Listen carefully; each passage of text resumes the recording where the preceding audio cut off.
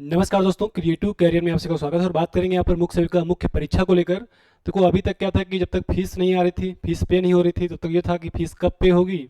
अब जब फीस पे होने लगी है तो फीस कैसे पे होगी, ये भी दिक्कत आ रही है। दूसरा यहाँ पर सबसे बड़ी समस्या तो ईडब्ल्यूएस वालों को है, क्योंकि ईडब्ल्यूएस को लग रहा है यहाँ पर कि क्या अपडेट होगा कि नहीं होगा, इसमें कैसे अपडेट करें, कैसे करें कि मतलब पिछला वाला कैसे अपडेट करें इसमें। उन सबको लेकर यहाँ बात करेंगे। दूसरा, एग्जाम सेंटर को लेकर यहाँ पर दिक्कत यह है कि सेंटर कहाँ पर बनेगा। तो सारी पॉइंट पे बात करेंगे, यहाँ पर डाउट खत्म हो जाएगा। तो वीडियो को आखिर तक देखिएगा, सारी बातें क्लियर हो जाएंगी। साथ में शाम को 8:15 क्लास चल रही, बराबर करते रहो। कॉन्सेप्ट क्लियर होते रहेंगे और चीज़ें भी आपके वहाँ पर होती रहेंगी, तो प्रैक्टिस चलती रहेगी। चलिए, तो देखो, नोटिस आपका कल यहाँ पे आया था, ये रहा नोटिस। यानी कि इसमें दिया हुआ है कि जो फीस पेमेंट आपकी शुरू हो चुकी है और फीस किसको पे करनी है। तो फीस के दो स्लॉट बनाए गए, यानी कि 200 रुपये का है, एक 80 रुपये का है। यानी कि ओबीसी और जो जनरल लोग आते हैं वो सब लोग क्या करेंगे, 200 रुपये पे करेंगे। बाकी जो एससी और एसटी में है 80 रुपये करेंगे। दूसरा, जो दिव्यांग में है उनको फीस पे नहीं करना है, यानी कि उनका सीधा एडमिट कार्ड आएगा, परेशान नहीं होना है। बहुत सारे मैसेज आ रहे थे कि दिव्यांग में फीस कैसे पे करें, तो परेशान हो, फीस नहीं पे करना है, सीधा एडमिट कार्ड आएगा, कोई दिक्कत नहीं। इतनी सारी बातें यहाँ पर दी हैं। और ये भी नहीं कि इसका कोई डेट है कि हाँ कल परसों तक फीस करना है, नहीं तो फीस बंद हो जाएगी, ऐसा कुछ नहीं है। देखो, लिखा है यहाँ पर, साफ साफ लिख दिया गया है कि ये बिना फीस पेमेंट किए आप एडमिट कार्ड अपना नहीं निकाल पाओगे। यानी कि एडमिट कार्ड जब निकलवाओगे तो उसके पहले आपको फीस पे करना रहेगा, कहने का मतलब ये हुआ। तो परेशान नहीं होना, ये परीक्षा वाले दिन तक रहता है सब, कोई दिक्कत नहीं। आराम से निश्चिंत होकर तैयारी करते रहो, जैसे टाइम लगे अपना करवा लेना, कोई दिक्कत नहीं। हड़बड़ाना नहीं है कि हमको बस 2 दिन के अंदर कराना, 1 दिन में कराना, ऐसा कुछ नहीं है, चलता रहेगा ये। अब दूसरा यहाँ पर देखो, ये है कि फीस कैसे पे करें। उसके लिए देखो क्या है कि जब ये पेज पूरा खुलेगा, जो होम पेज यानी कि ऑफिशियल साइट जाना, ऑफिशियल साइट पे जाओगे ना यूपी टप्पल एससी की, तो उस पर ये खुलेगा। उस पर यहाँ एप्लीकेंट सेगमेंट जो लिखा रहता है, इस पर देखोगे यहाँ पर ये चौथे नंबर पे, यानी कि 3 4 5 6, 5 नंबर के बाद में छठे नंबर पे, सॉरी 5 नंबर पे मेन एग्जामिनेशन फी डिपोजिशन, इस पर जैसे क्लिक करोगे तो ये पेज पूरा खुल के आता है ऐसा करके। इस पे रजिस्ट्रेशन नंबर डालोगे, ये सारा भरोगे, तो यानी कि इसको हम बता रहे हैं यहाँ पर, ये रजिस्ट्रेशन नंबर पड़ गया यहाँ पर। उसके बाद डेट ऑफ बर्थ पड़ गया, जेंडर पड़ गया। जेंडर में मेल फीमेल ध्यान रखना है, मेल ना कर देना, ये फीमेल ही करना है यहाँ पर है। डोमिसाइल में यस कर देना है। जन कैटेगरी पे आओगे ना यहाँ पर, तो इतनी सारी कैटेगरी दिखाएगा, यानी कि जनरल, एससी, एसटी, ओबीसी। जिनको फीस देनी है उन्हीं का कैटेगरी इसमें दिखाएगा, तो उन पे जो भी आ रहा हो क्लिक कर दो यहाँ पर। वेरिफिकेशन में ये वेरिफिकेशन कर देना। उसके बाद जैसे ही क्लिक हियर प्रोसीड करोगे तो तुरंत आपका पेज खुलेगा, वहाँ पर पेमेंट हो जाएगी, कोई दिक्कत नहीं है, कि आसानी से हो जाएगा।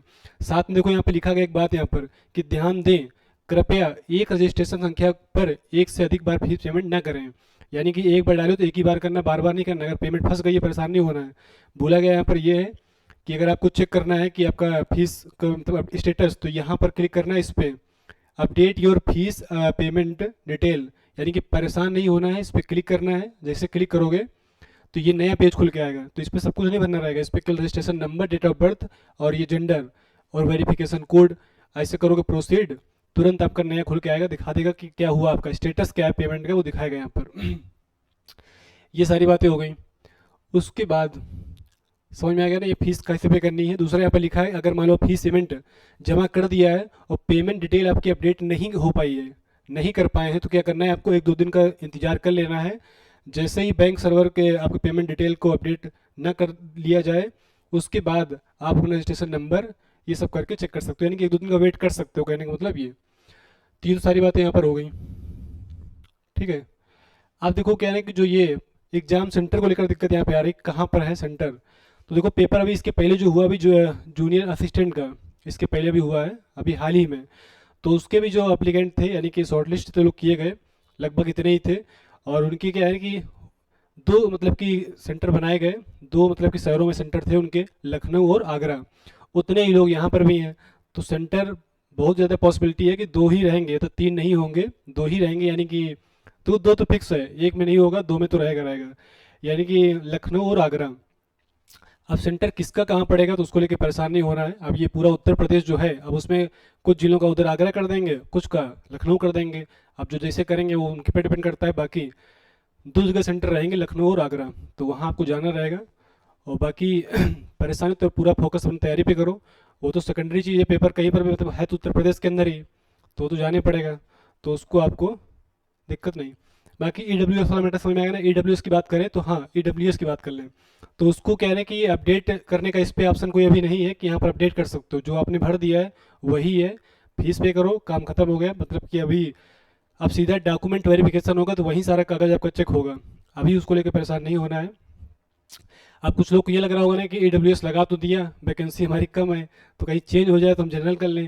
देखो अब ये सब कुछ नहीं हो पाएगा, क्योंकि उस समय लगा होगा कि भाई ANM में वैकेंसी जो आई थी, जब EWS का कट ऑफ बहुत कम गया था, वहाँ की तो कुछ चीज़ें अलग थी, यहाँ चीज़ें अलग हैं।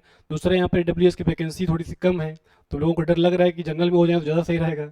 तो उसको लेकर परेशान ना हो, पढ़ाई तो करनी ही पड़ेगी, चाहे EWS पर हो जनरल पर हो। ऐसा तो नहीं है कि नियुक्ति पत्र सीधा मिल जाएगा, पेपर देना पड़ेगा, पढ़ना पड़ेगा। तो शॉर्टकट ना ढूंढो, पढ़ाई पर पूरा फोकस करो। अब जो पढ़ गया, जो पे पढ़ा रहने दो, और पढ़ाई पर पूरा फोकस करो। और DV के समय ही जो कुछ होगा होगा, अभी उस पर कोई चेंजमेंट नहीं होगा। तो बस फीस पे करो और अपना पढ़ाई पे लगे रहो। बाकी कोई अपडेट आएगी तो हम बताएंगे इसके बारे में। Thanks for watching.